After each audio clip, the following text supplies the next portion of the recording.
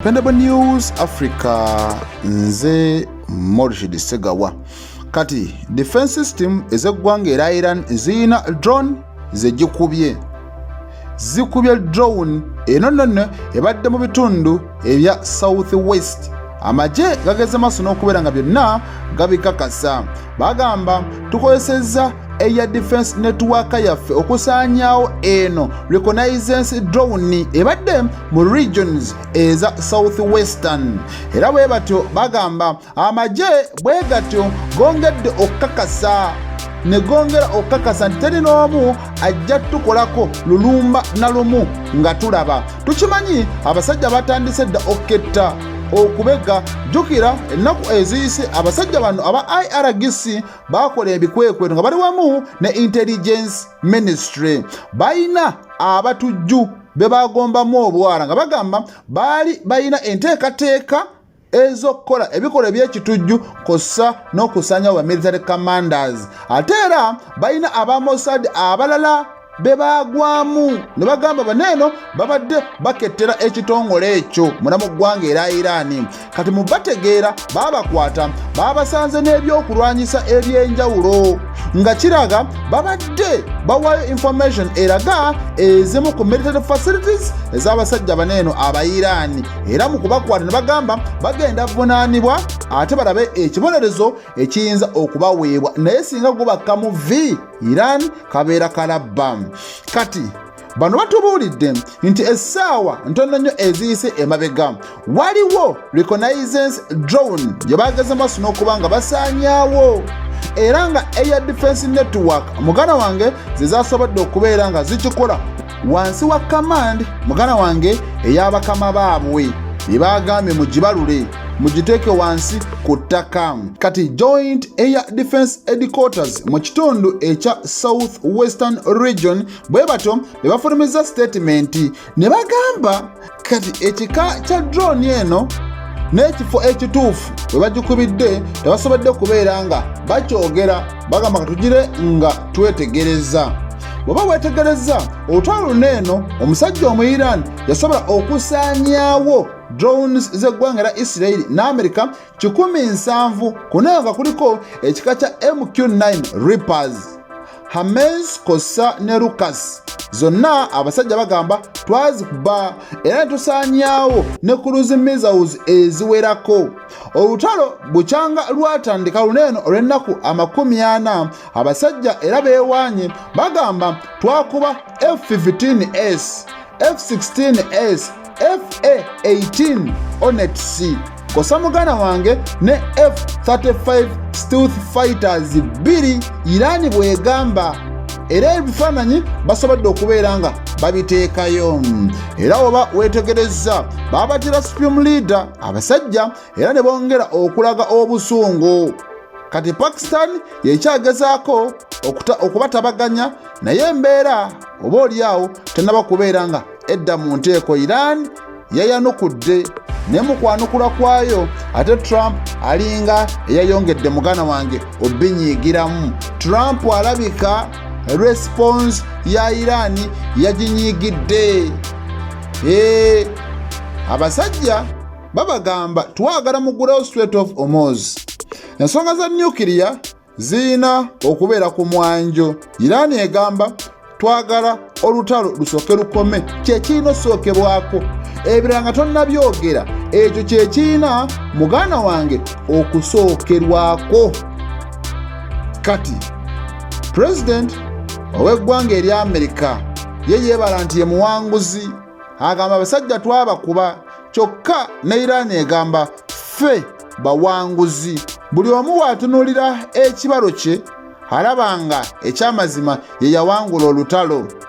Kati Iran bye bino ebirala ebiri mu proposal yaabwe.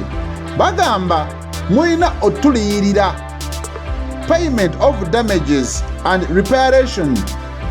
Bayina okubaliyirira ebyo bye bayonoona n'ebyo byetaagisa okuddaabirizibwa. Abasajja bagamba twagala kuzzaawo ennyumba z'abantu ba bulijjo ze mwayonoona, ebyenfuna byaffe ebyagootaana. Omusimbi mulina okuguteeka ku mmeeza baagattagatta nga ziri eyo mu buwumbi 207. Management of the Strait of Hormuz. Iran egamba mulina okukkiriza nti Strait of Hormuz erina kubeera wansi w'eggwanga erya Iran. Tujja giggula naye nga sovereignty yaayo eri mu mikono gya Iran obwetengereze bw'ekitundu ekyo nga Iran yekivunaanyizibwako era nga gano amazzi mwatu gabeera gaffe. Ekyo tukibagamba kuba ne kati kyekiriwo tukuumawo era waffe naye twagala kibeere mu mateeka nammwe mukkirize mujjewo ne bulokedi yammwe naffe tuggulewo naye nga mukimanyi okutuggyako natti. Bagamba mulina otuggyako natti ebyokutunyigiriza bisobole okubeera nga bidda ku bbali. Frozen assets zaffe ebyobugagga byaffe ebyaboyebwa birina okutuddizibwa nakyo aba Iran bakyagala.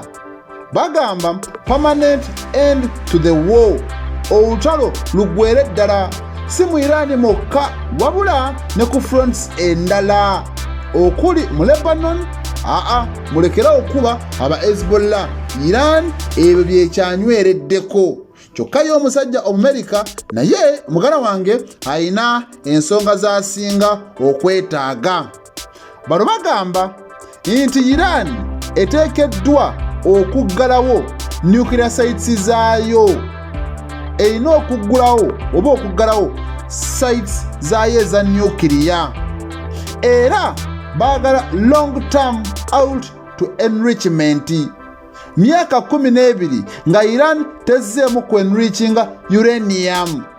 Bano abasajja Abamerika kye baagala era bagamba ono enriched uranium awezaako kilogram 800 bamugye mu Iran bamutwale mu ggwanga erya Amerika. Amerika yebe mutereka. Russia yagambye ffe tusobola omubaterekera. Amerika ekyo tekyagala egamba gwosobola omubaddiza kuba ate era gwabayambako okubeera nga bazimbira nuclear reactors ne nuclear facilities ez'enjawulo. Kati kino eno Iran ekirabanga okugimanyiira. Tukwate enriched uranium waffe tumubawe mumutereke. Tetujja kikkiriza. Kati okusika omugwa ne kalumanywera ow'amaanyi ali awo. Bw'oba weetegereza bireno byonna byandiwaliriza Amerika either okukkiriza negamba obusajja buganye katugende ne bye baagala oba sekyo okukomawo ne badda mu lutalo. Naye options zonna Iran egamba ezeetegekedde. Egamba bwe mubeera bakuteesa naffe ku mmeeza weetuli naye nga tetubavunnamidde na kukkiriza ebyo byonna bye mwagala tukole. Ekyo kimu. Ekyokubiri, bwe mubeera bakudda mu lutalo naffe tuli ready kubanga tulina cards empya, strategic cards ze tujja okudeployinga zino nga temuzirabangako. Iran egamba mwina okukkiriza ezimu ku terms zaffe kubanga ffe abaawangula. Amerika ffe tujja kuteesa naye nga terms zaffe ezimu ekyamazima mukkiriziganya nazo. Blockade eyo yo Iran egamba erina okuvaawo newankubadde bagamba mu kiseera kino eno basaze amagezi amalala. Bamanyi okuyisa amafuta n'ebyamaguzi ebimu newankubadde ate era ku mazzi kyongera okubanguyiza emirimu. Kati Amerika awo weekyali. Iran yagaana ne Amerika eremeddeko bina gwerawa. Nze Murshid Segawa. Assalamu alaikum wa rahmatullahi wa barakatuh.